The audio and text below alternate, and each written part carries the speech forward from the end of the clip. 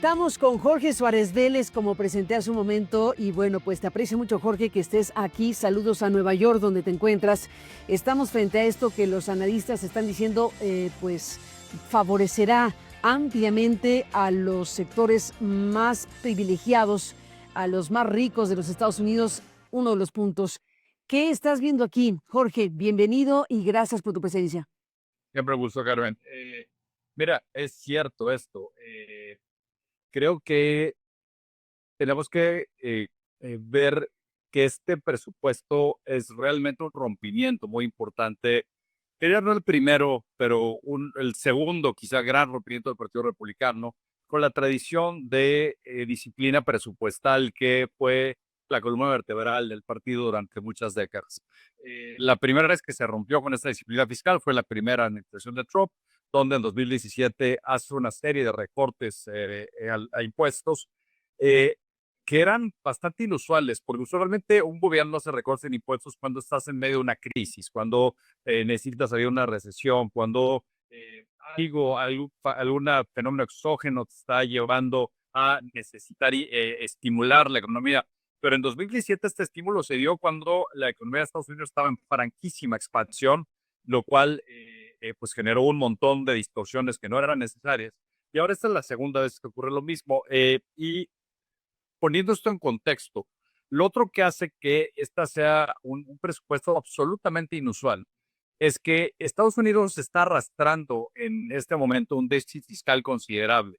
Para el año 2024 fue de 6.4 puntos del PIB.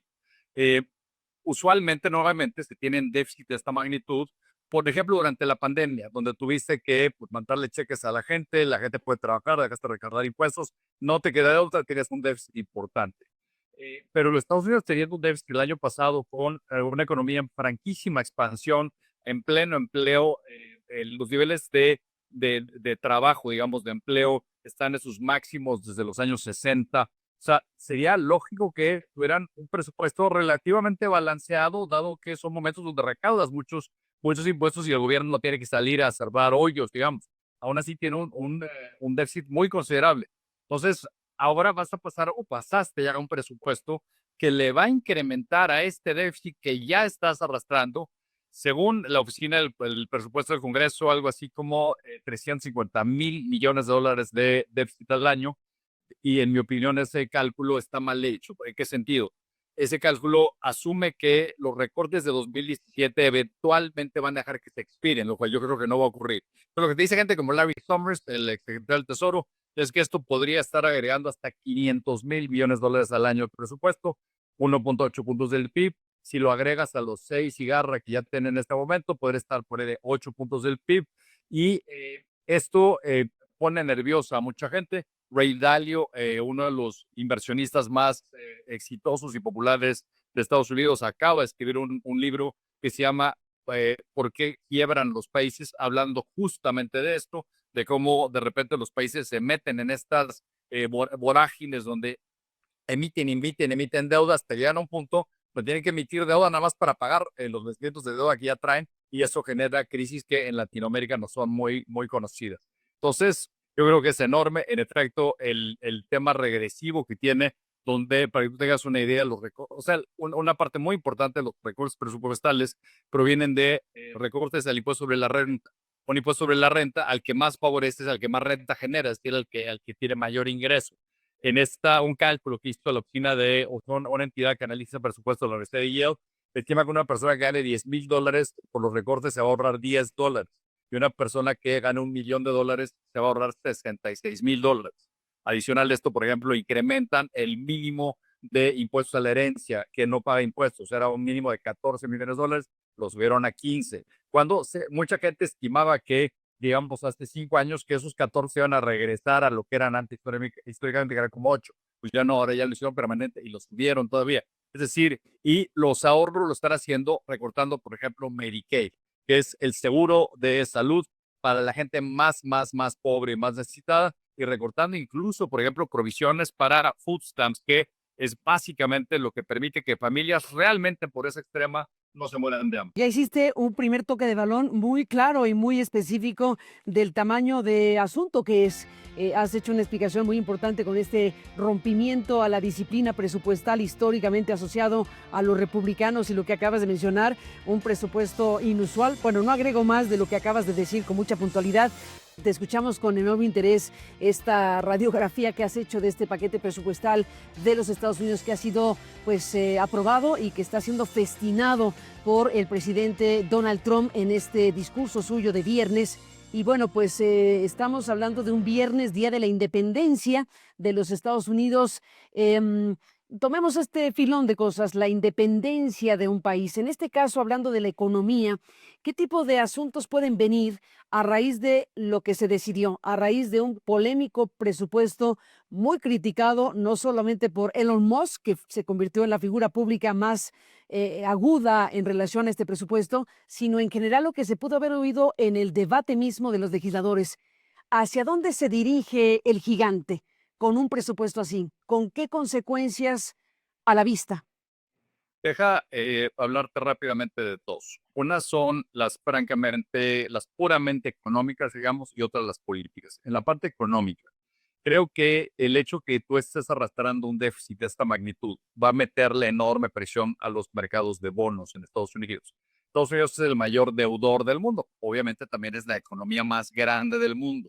Pero financiar un déficit de este tamaño para una economía tan grande implica que el resto del mundo les tiene que venir a prestar dinero, lo cual usualmente el mundo ha hecho con enorme alegría, digamos, porque pues, es un sitio con Estado de Derecho, próspero, con enorme crecimiento. Entonces, usualmente no ha tenido problema para fondear esa deuda o este déficit año con año. El problema empieza a surgir cuando lo que estás exigiendo, digamos, del ahorro del resto del mundo empieza a ser demasiado grande. Esto coincide también, Carmen, con momentos donde la población de los países más industrializados está envejeciendo. La implicación de eso es que pues, tú ahorras, digamos, a lo largo de tu vida y te gastas el ahorro en tu vejez. Es decir, que conforme la gente vaya necesitando el acervo de ahorro que tiene guardado, pues tendrá menos apetito para demandar bonos de Estados Unidos. Y ahí una de las consecuencias podría ser que viéramos tasas de interés al alza. Ahí hay una discusión. Por ejemplo, lo que dice Larry Summers es que podríamos ver déficit de hasta doble dígito a finales de esta década y lo que él dice es eso podría implicar tasas de interés de referencia de doble dígito, lo cual sería una brutalidad. Tienes a alguien como Ray Dalio, ¿no? El parador de este hedge fund de Bridgewater muy importante, que es lo que cree Estados Unidos podría optar por una solución más latinoamericana, digamos, por generar más inflación, por devaluar la moneda y por licuar la deuda con inflación, lo cual me parece un poco más complicado lograr. Ahora, deje rápidamente nada más a lo político. En lo político, le acaba de dar un regalo extraordinario Trump a los demócratas, porque hoy sí pueden decir que francamente está recortando beneficios para la parte más necesitada de la población para favorecer a los más ricos. Y eso es un garbanzo de liga. Ahora, algo muy interesante, Carmen, es que los recortes, por ejemplo, a Medicaid, los hacen hasta después de noviembre del año que entra con las elecciones de medio término. Es decir, saben que eso le va a doler mucho a la población y no quieren que eso se refleje en las urnas. Pero, y ahí te voy a decir algo que te va a sonar un poco absurdo, pero algo que me preocupa mucho. ¿Viste lo que acaba de pasar con las elecciones en la ciudad de Nueva York? Donde de Sí, repente, la sorpresa. claro, no nominas a un muchacho de 32 años, socialista, musulmán. Lo que yo me pregunto ahí es, ¿de veras los demócratas creen que ese es el antídoto al trumpismo?